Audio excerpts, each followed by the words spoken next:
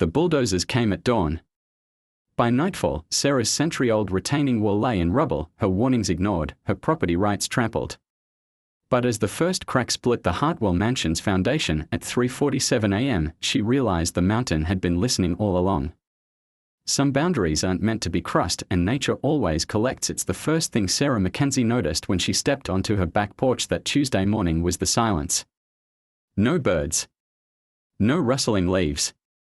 Even the wind seemed to hold its breath against the mountainside that had cradled her family's property for 4 generations. Then she saw them.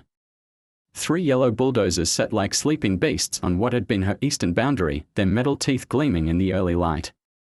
Behind them, a crew of hard-hatted men stood around steaming coffee cups, their voices carrying across the valley with the casual confidence of men who'd never been told no. Sarah's bare feet hit the wooden steps at a run, her cotton nightgown catching on the rose bushes as she rushed toward the stone wall that had stood since her great-grandfather's time.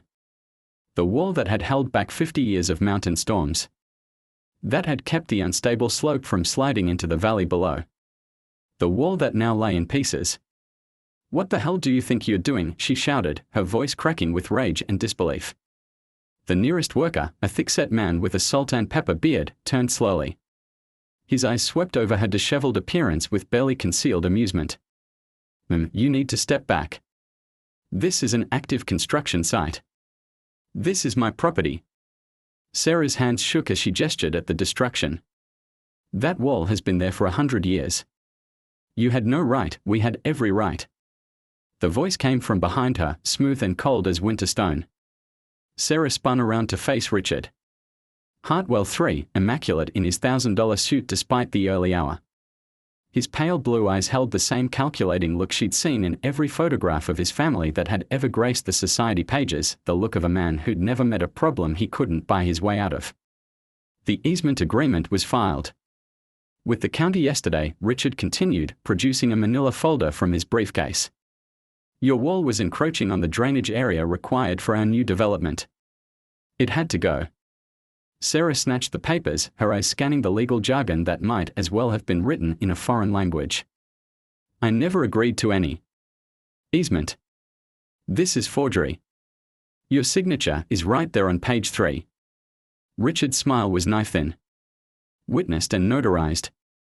Everything perfectly legal." The signature was hers, or close enough to pass casual inspection.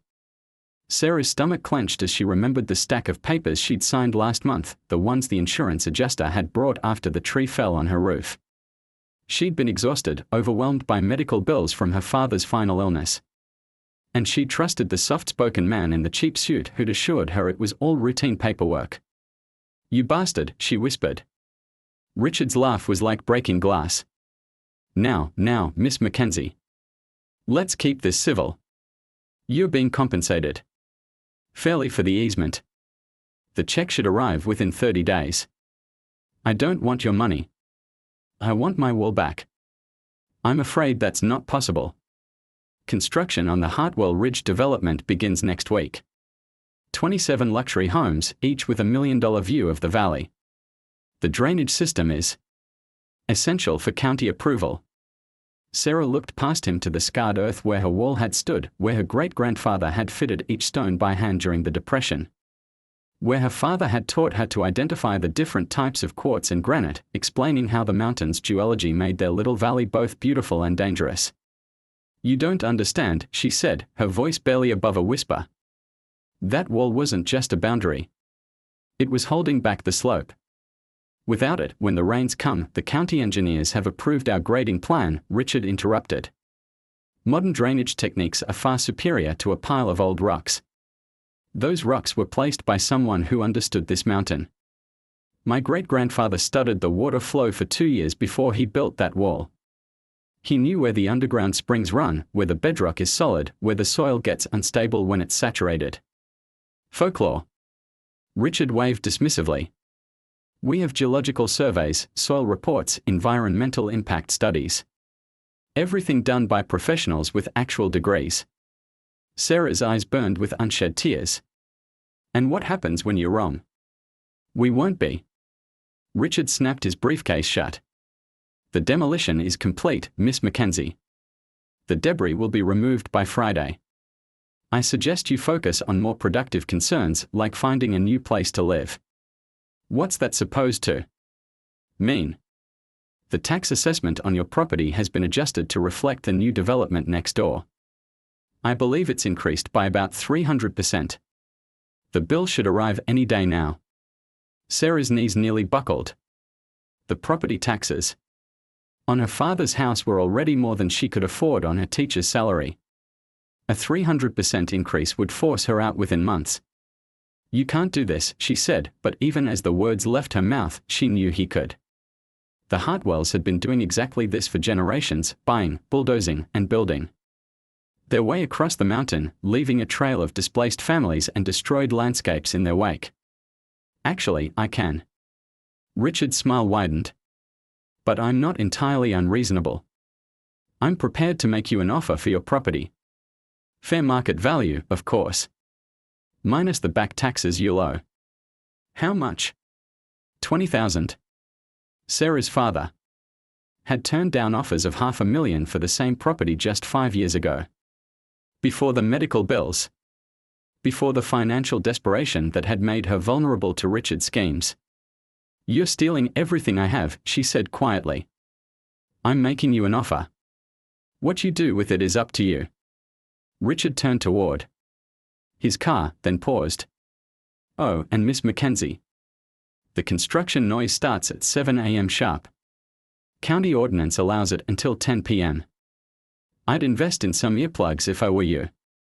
Sarah watched him drive away in his Mercedes, her great-grandfather's. Stones scattered around her feet like broken bones. The mountain loomed above her, its ancient face scarred by decades of Hartwell development, its slopes dotted with the raw wounds of fresh excavation. She knelt and picked up one of the stones, feeling its weight in her palm. The limestone was warm despite the early hour, and she could see the fossils embedded in its surface, tiny shells from the sea that had covered this area millions of years ago. Her great-grandfather had shown her those same fossils when she was 7, explaining how the mountain remembered everything, how it held the history of the world in its stone heart. I'm sorry, she whispered to the broken wall. I'm so sorry. That night, Sarah sat on her porch steps, staring at the gaping wound where her wall had been. The mountain seemed different somehow, restless, like a sleeping giant disturbed from its dreams. She could hear strange sounds in the darkness, the whisper of shifting stone, the distant rumble of something moving deep beneath the earth. At 11:47 p.m., her phone rang. The caller ID showed her neighbor's number, Mrs. Chen, who lived in the house closest to the Hartwell property. Sarah. Mrs. Chen's voice was tight with worry. Are you hearing this? Hearing what? The mountain. It's groaning. Like it's in pain.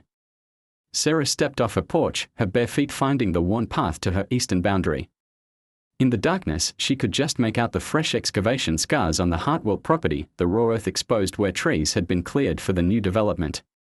Then she heard it, a low, deep sound that seemed to come from the bones of the mountain itself.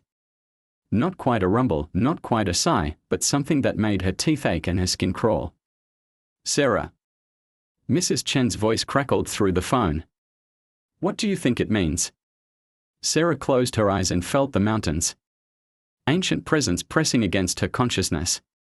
She thought of her great-grandfather's stories, of the Cherokee warnings about the sleeping spirits in the stone, of the old-timers who said the mountain had its own way of dealing with those who showed it no respect. I think, Sarah said quietly, it means Richard Hartwell is about to learn the difference between a geological survey and actual geology.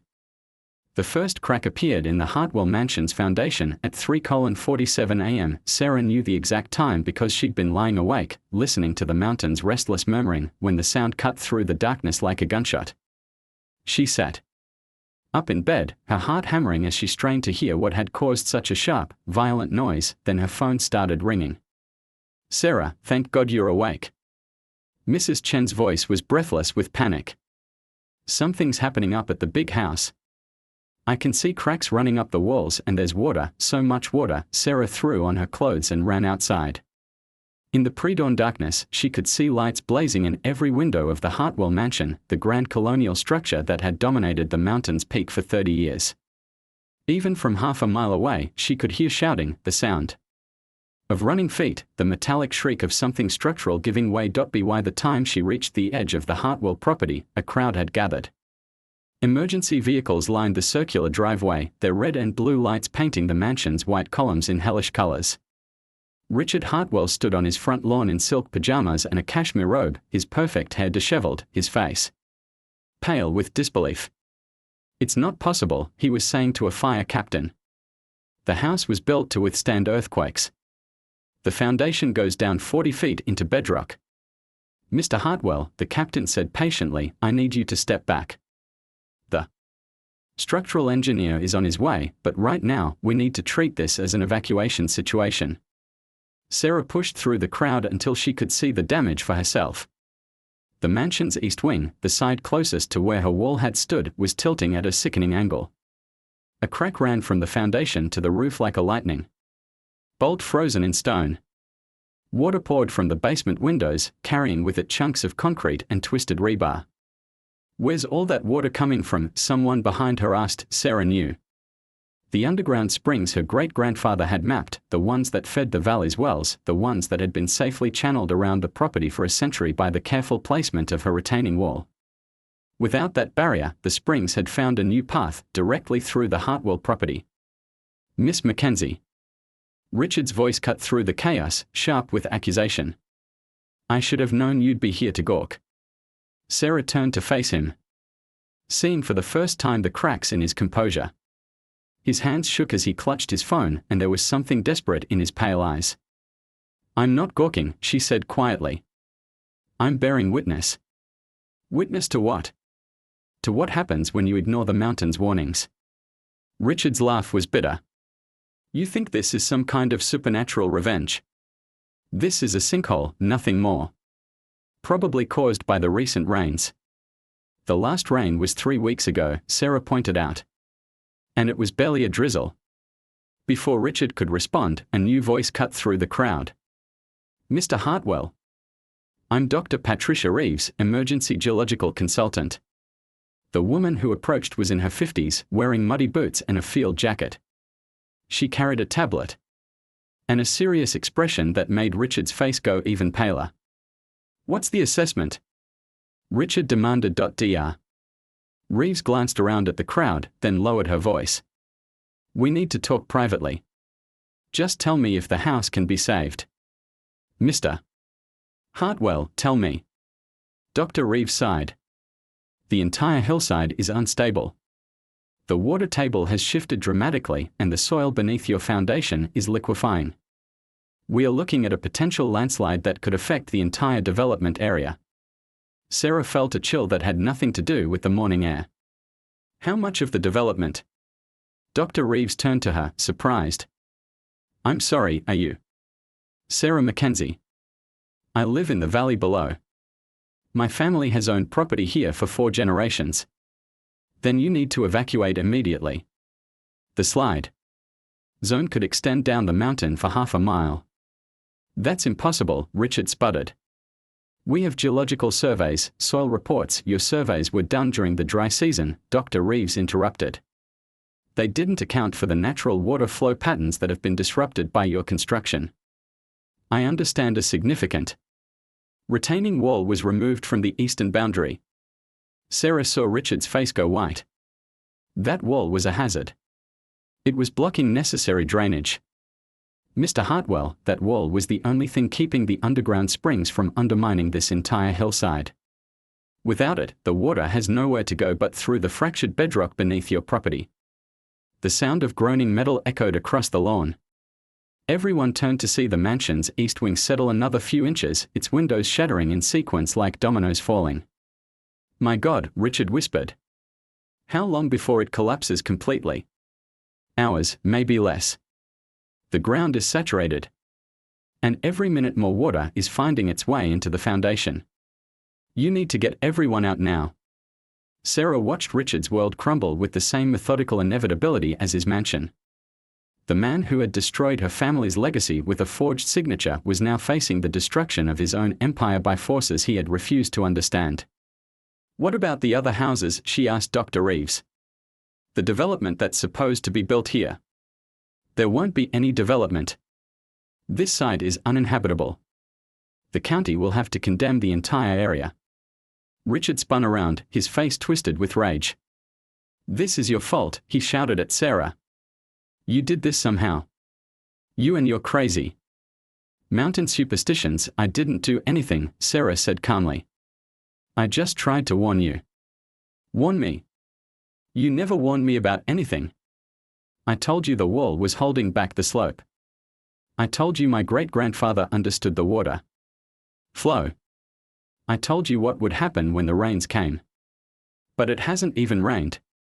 Sarah looked up at the mountain, its ancient face partially hidden by low-hanging clouds. The mountain has its own rain, Mr. Hartwell. Its own rivers, its own seasons. It's been waiting a long time to reclaim what you took from it.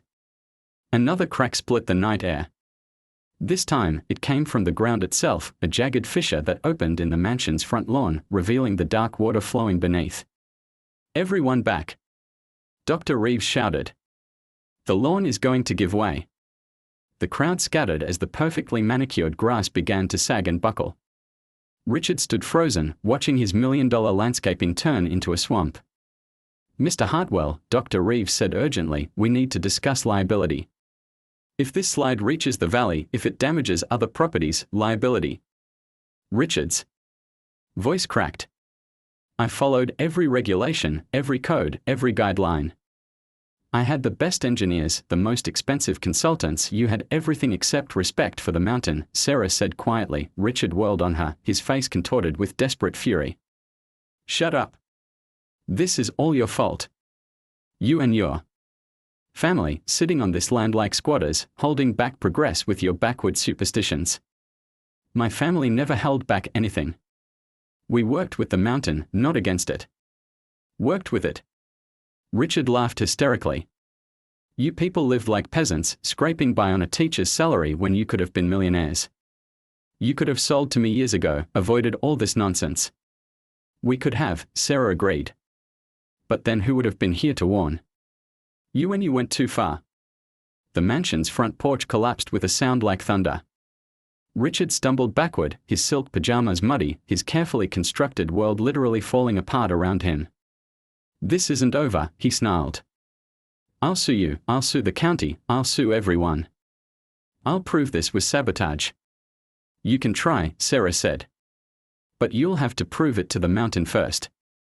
As if summoned by her words, a deep rumble shook the ground beneath their feet. Everyone looked up to see the mansion's west wing beginning to tilt, its foundation cracking like an eggshell. Oh my God, Dr. Reeves breathed. It's accelerating. The whole structure is going to pancake. Richard looked at his crumbling empire, at the emergency workers shouting orders, at the crowd of neighbors who had once envied his success. Then he looked at Sarah, and for the first time, she saw not arrogance in his eyes, but genuine fear. What do you want? He whispered. I want my wall back, Sarah said simply. I want my family's land protected. I want you to understand that some things are more important than profit. Fine. Fine. I'll rebuild your wall. I'll sell you back the easement. Just make it stop. Sarah looked up at the mountain, its face now partially obscured by the mist rising from the broken springs. I can't make it stop, Mr. Hartwell.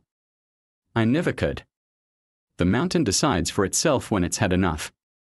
The mansion's chimney toppled with a crash that echoed across the valley. In the distance, Sarah could hear the sound of more sirens, more emergency vehicles racing toward the disaster that had been decades in the making. But I can tell you this, she continued, her voice barely audible above the chaos. The mountain remembers everything. Every tree you cut, every stream you diverted, every warning you ignored. And it never forgets. Richard opened his mouth to respond, but his words were lost in the sound of the mansion's roof caving in. The Hartwell family seat, built with 3 generations of wealth and arrogance, was returning to the earth from which it had risen. As the sun began to rise over the broken landscape, Sarah turned and walked back toward her small house in the valley. Behind her, the mountain continued its work, reclaiming what had never truly belonged to anyone at all. Sarah was packing her emergency bag when the county sheriff arrived at her door. Through her kitchen window, she could see the Hartwell mansion's remains, a pile of expensive rubble that had once been the mountain's crown jewel. The evacuation order had come at noon, giving everyone in the potential slide zone 6 hours to gather their belongings and leave. Miss Mackenzie. Sheriff Tom Bradley stood on her porch, his weathered face grave. I need to ask you some questions. Sarah opened the door, noting the way his hand rested on his radio. About what? About your knowledge of the geological conditions on the Hartwell property. Mr. Hartwell has filed a formal complaint alleging that you withheld critical information that could have prevented last night's disaster. Sarah's laugh was bitter. I withheld information. I told everyone who would listen that removing that wall was dangerous. I told the county commissioners, the planning board, even Richard himself. Do you have any documentation of these warnings? The meeting minutes should be in the county records. I spoke at 3 different hearings about the development permit. Sheriff Bradley nodded, making notes. Mr. Hartwell also alleges that you may have sabotaged the foundation work, possibly by redirecting water flow onto his property. Sheriff. I'm a high school science teacher. I don't have the equipment or expertise to redirect underground springs. The mountain did that all by itself. The mountain. Bradley's tone was carefully neutral. You keep talking about the mountain like it's alive. Sarah looked past him to the broken landscape, where emergency crews were still working to contain the damage. Sheriff, you've lived here your whole life. You know the stories. You know what this place was like before the Hartwells started developing it. I know there have been problems. Slides, flooding, foundation issues. But that's just geology, Sarah. Not some kind of supernatural revenge. Then explain why the damage stopped exactly at my property line. Bradley frowned. What do you mean? Sarah led him to her eastern boundary, where the destruction ended as abruptly as if someone had drawn a line in the earth. On the Hartwell side, the ground was torn and waterlogged, scarred by the violence of the collapse. On Sarah's side, the grass was green and undisturbed, despite being only 20 feet from the disaster zone. The slide followed the exact path of the old retaining wall, Sarah explained. It destroyed everything Richard built, but it didn't touch a single tree on my property. You want to call that coincidence? Before Bradley could answer, his radio crackled. Sheriff, we've got a situation. At the Hartwell Temporary Command Center. You need to get down here. On my way. Bradley looked at Sarah with troubled eyes. Don't leave town, Miss Mackenzie. This investigation isn't over. Sarah drove down to the command center, a cluster of emergency vehicles and temporary trailers set up in the valley where Richard was coordinating the cleanup. As she approached, she could see him pacing back and forth, his phone pressed to his ear, his voice rising with each word. I don't care what it costs, he was shouting. I want every geological survey in the county reviewed. I want soil samples. Water tests, everything. Someone is responsible for this, and I will find them. Dr. Reeves emerged from one of the trailers, her face grim. She spotted Sarah and walked over. How bad is it? Sarah asked. Worse than we thought. The water table disruption has affected the entire mountainside. We are seeing foundation problems in houses that are half a mile from the original slide zone. Sarah's stomach clenched. My house. So far, you're the only property that's completely unaffected. It's actually quite remarkable, the water flow seems to be following the exact contours of your original property boundaries. That's impossible, Richard's voice cut through their conversation. He approached with Sheriff Bradley and a man Sarah didn't recognize, expensive suit, predatory smile, definitely a lawyer. Mr. Hartwell, Dr. Reeves said professionally, I was just explaining to Miss Mackenzie about the water table. What I want to know, Richard interrupted, is how her property is completely untouched while everything around it is destroyed. That doesn't happen naturally. The lawyer stepped forward. Miss Mackenzie, I'm David Steinberg, representing Mr. Hartwell. We have reason to believe you may have had prior knowledge of the geological instability and failed to disclose it when my client purchased the easement rights. I tried to warn him, Sarah said wearily. I warned everyone. Nobody listened. Trying to warn someone and providing specific technical information are two different things, Steinberg continued. Did you have geological surveys of your property? Water flow studies? Soil composition reports? I had my great-grandfather's journals. Steinberg's smile was condescending. Journals are not scientific documentation, Miss Mackenzie. Were there professional geological studies done on your property? Sarah hesitated. There had been studies. A team from the State University had spent 3 months mapping the mountain's water systems back in 1987. Her father had given them permission to use their property as a base camp, and in exchange, they'd provided detailed reports on the underground springs and soil stability. Yes, she said quietly. There were studies. Richard's eyes lit up with triumph. And you didn't share them with the county when we applied for the development permit? I gave them to the Planning Commission. They are in the public record. The Planning Commission has no record of any such studies, Steinberg said smoothly. We've checked. Sarah's blood ran cold. That's impossible. I personally delivered copies to Commissioner Peterson. Frank Peterson retired 2 years ago, Sheriff Bradley said.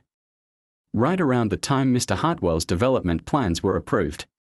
The implications hit Sarah like a physical blow. Frank Peterson had been the only voice of caution on the Planning Commission, the only one who'd consistently questioned the environmental impact of mountain development. If he'd been bought off or pressured to retire, where are the original studies? Steinberg demanded. In my father's files. But they are 30 years old.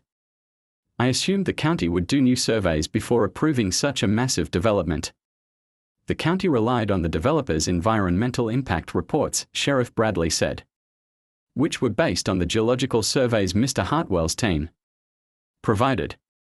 Surveys that were deliberately incomplete, Dr. Reeves interjected. I've reviewed the Hartwell reports and they completely ignored the seasonal water flow patterns.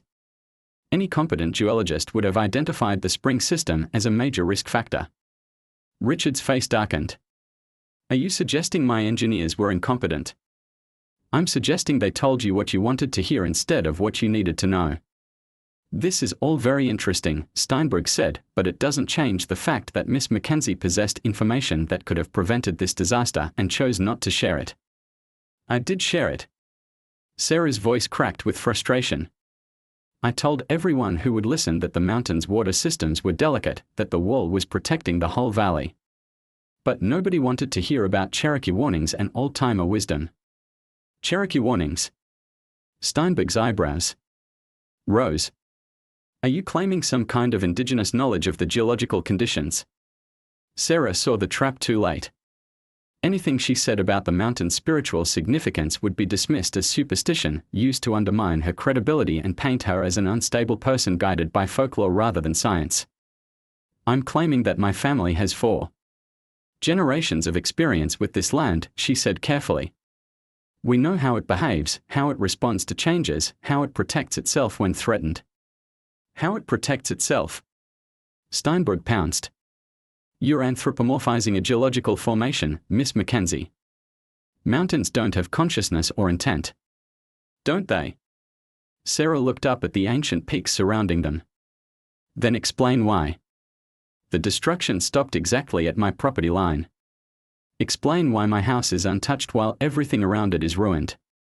Explain why the water flow is following boundaries that were set by my great-grandfather 60 years ago. Coincidence, Richard said, but his voice lacked conviction. 47 houses in the development area have foundation damage, Dr. Reeves said quietly.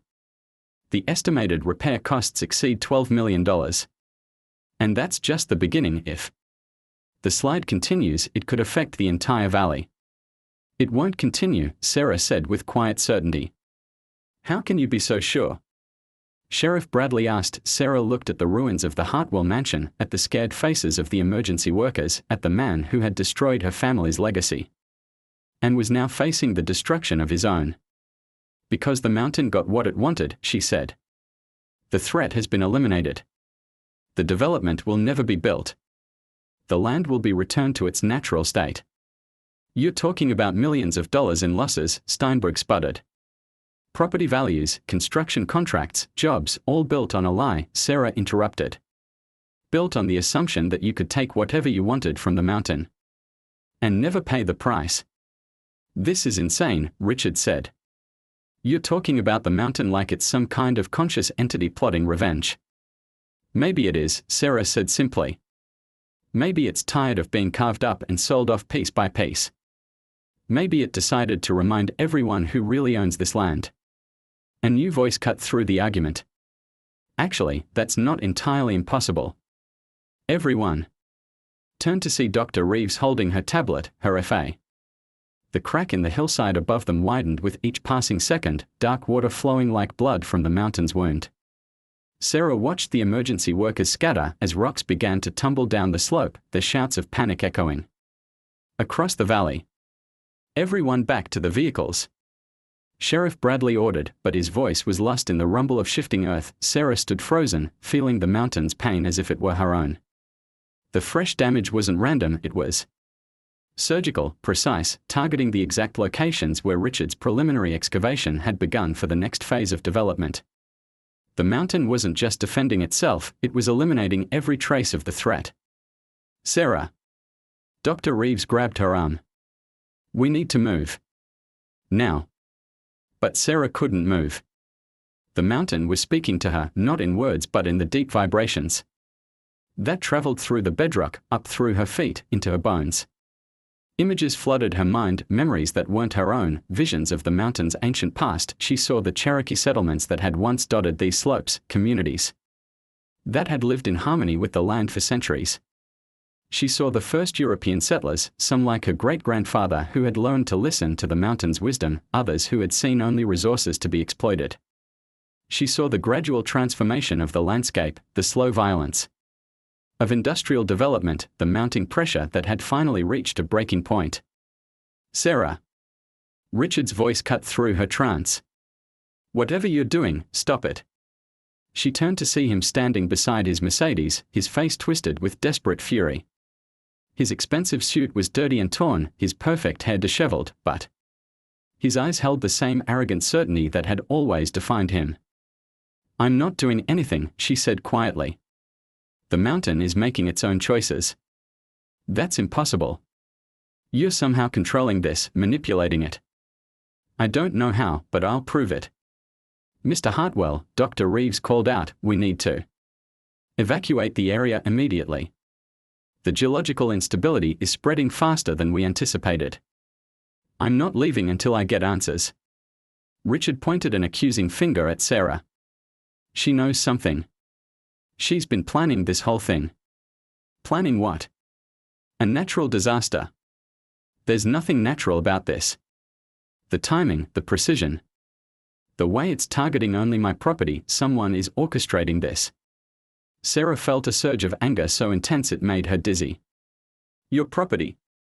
This was never your property, Richard. It was the mountains. It's always been the mountains. You just convinced yourself you could buy ownership of something that can't be owned. I have legal title to every acre of this development. I bought it, I paid for it, I own it. You own pieces of paper. The mountain owns itself. Richard's laugh was edged with hysteria. Listen to yourself. You're talking about real estate law versus mountain spirits. This isn't some noble savage fantasy, Sarah. This is the real world, where ownership is determined by contracts and deeds, not by mystical connections to the land. The real world. Sarah gestured at the destruction around them. Your real world just collapsed into rubble, Richard. Maybe it's time to consider that your version of reality isn't the only one. A new sound cut through their argument, the groan of stressed metal. Everyone turned to see one of the emergency vehicles tilting as the ground beneath it gave way. The rescue workers scrambled to safety as their command trailer slid sideways into a freshly opened sinkhole. Jesus Christ, Sheriff Bradley breathed. It's like the earth is opening up everywhere. Sarah closed her eyes and felt the mountain's intentions flowing through her consciousness. The anger was subsiding, replaced by something more complex, a Deep, ancient sadness mixed with grim determination.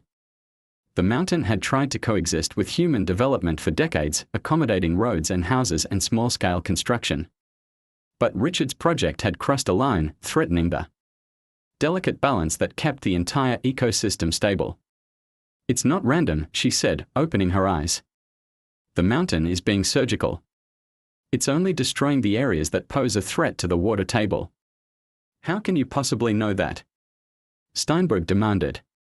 "Because I can feel it. The mountain is in pain, but it's not lashing out blindly. It's protecting itself the only way it knows how." "You're insane," Richard said flatly. "You're standing here claiming you can communicate with a geological formation." "Not communicate. Listen. There's a difference." Dr. Reeves was studying her tablet, her face pale. "Actually, her assessment is accurate. The new damage is following the exact pattern of the planned development expansion." "It's as if what?" Sheriff Bradley asked. "As if something is systematically eliminating every trace of the construction project." "Something, or someone," Steinberg said pointedly, looking at Sarah. Sarah felt the mountain's presence pressing against her consciousness, urging her to speak. "The mountain wants to make a deal." "A deal?" Richard's voice cracked. "With who?" "With everyone. With the county, with the developers, with anyone who thinks they can treat this land like a commodity." "What kind of deal?" Sheriff Bradley asked. His hand moving instinctively to his weapon, Sarah looked up at the ancient peaks surrounding them, feeling the weight of centuries in their stone faces. "The mountain will stop the destruction. It will stabilize the water table, prevent further slides, allow the damaged areas to heal. But in exchange, this entire region has to be declared a protected wilderness area. No more development, no more excavation, no more attempts to improve the landscape." "That's impossible," Richard sputtered. "I have investors, contracts, legal obligations. I can't just abandon a $12 million project." "You already have," Sarah pointed out.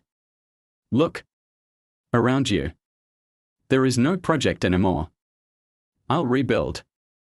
I'll hire the best engineers, the most advanced technology. I'll make the land stable." The land was already stable. Until you destroyed the systems that kept it that way. "This is extortion," Steinberg declared. "You're using threats of continued geological instability to force a land grab." "I'm not threatening anything. I'm translating what the mountain has already decided." Sarah's voice grew stronger, more certain. "It's offering one chance for peaceful coexistence. Take it or face the consequences." "And if we refuse?"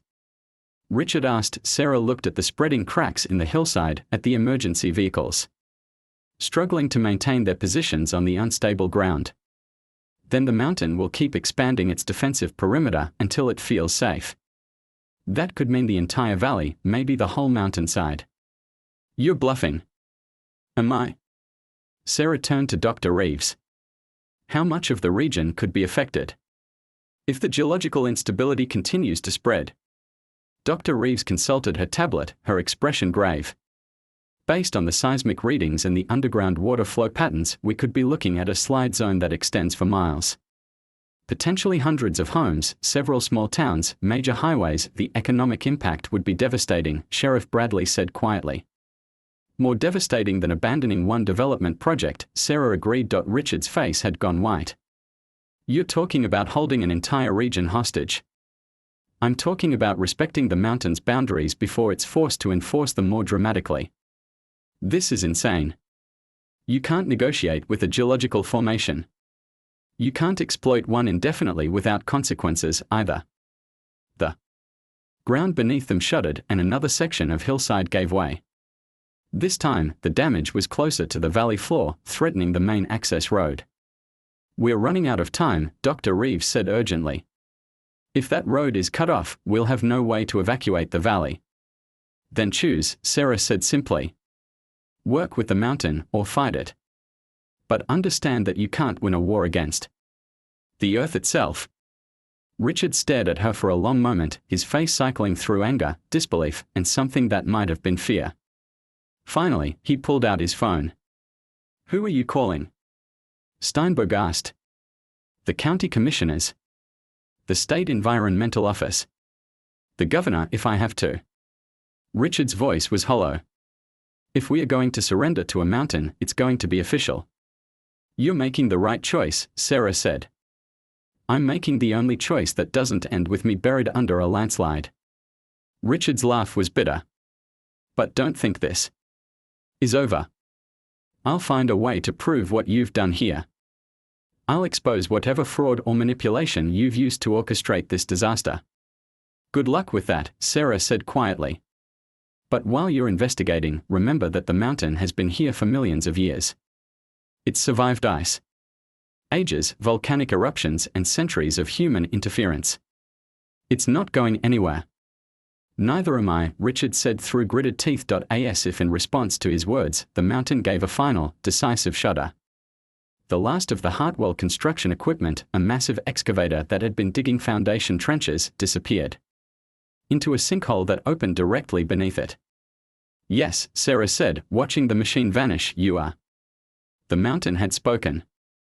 The only question now was whether anyone would listen. 6 months later, Sarah stood at the edge of what had once been the Hartwell development, watching the mountain heal itself. Where Richard's mansion had dominated the skyline, native oak trees now grew from soil enriched by the building's decomposed remains. Where construction roads had scarred the hillside, wildflowers bloomed in brilliant patches of purple and gold.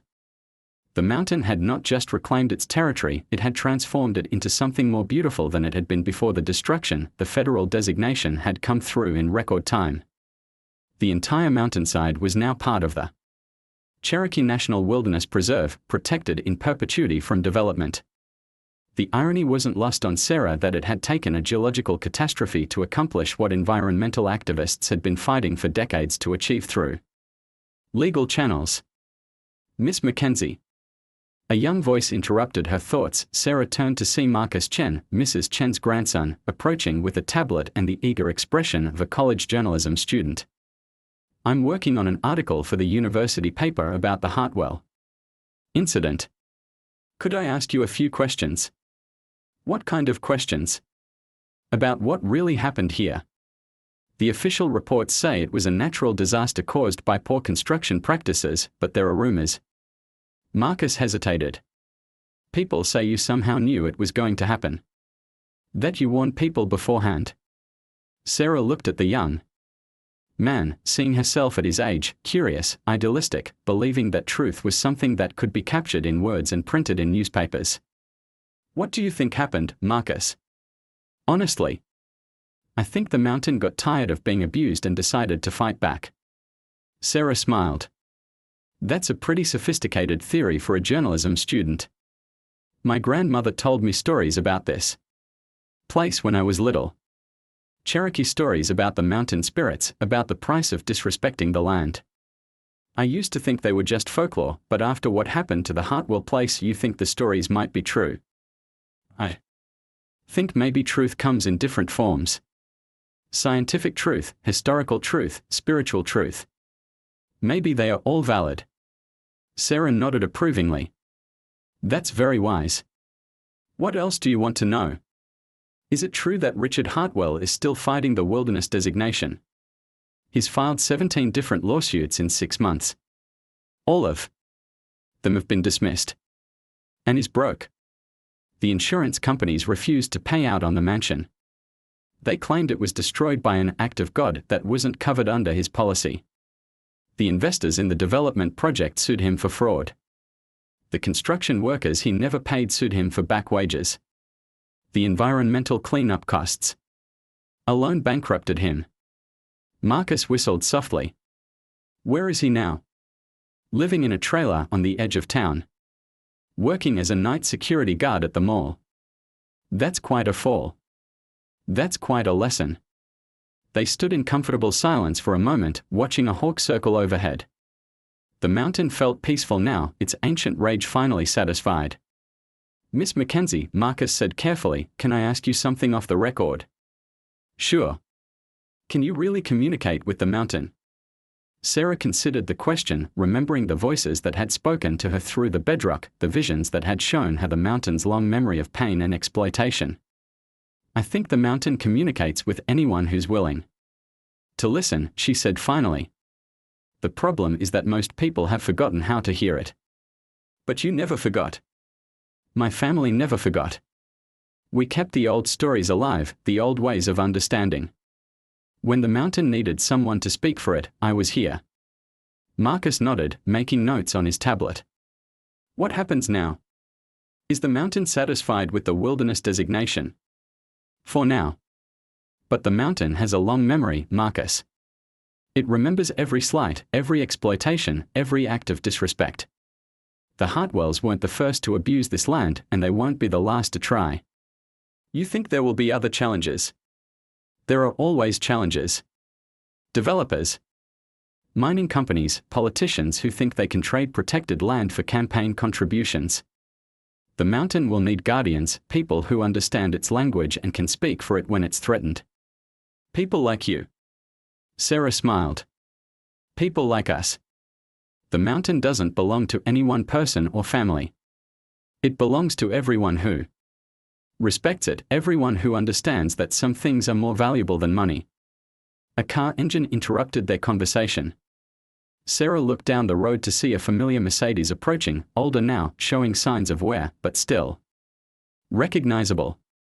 Richard Hartwell parked at the edge of the preserve boundary and got out, moving with the careful gait of a man who'd aged years in months. I should go, Marcus said nervously. Stay, Sarah said quietly. You might want to witness this. Richard approached slowly, his expensive suit replaced by jeans and a work shirt, his perfect hair now grey and unkempt. He looked like a different person, smaller somehow, diminished by loss and defeat. Sarah, he said quietly. Richard. I wanted to. He struggled with the words, his voice hoarse. I wanted to apologize.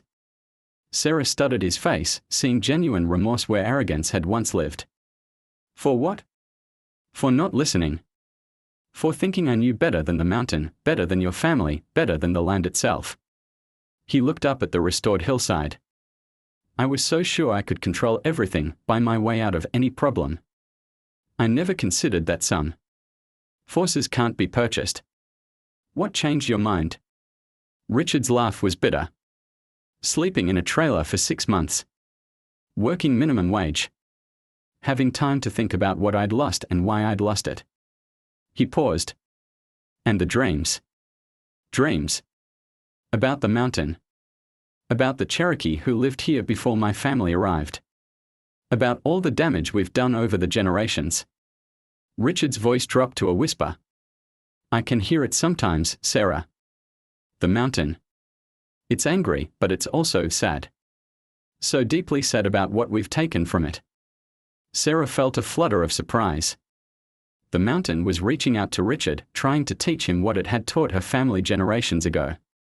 What do you want, Richard? I want to make amends. I want to help protect this place instead of destroying it. He pulled a folded document from his pocket. I've been working with the tribal council. They are willing to hire me as a groundskeeper for the preserve.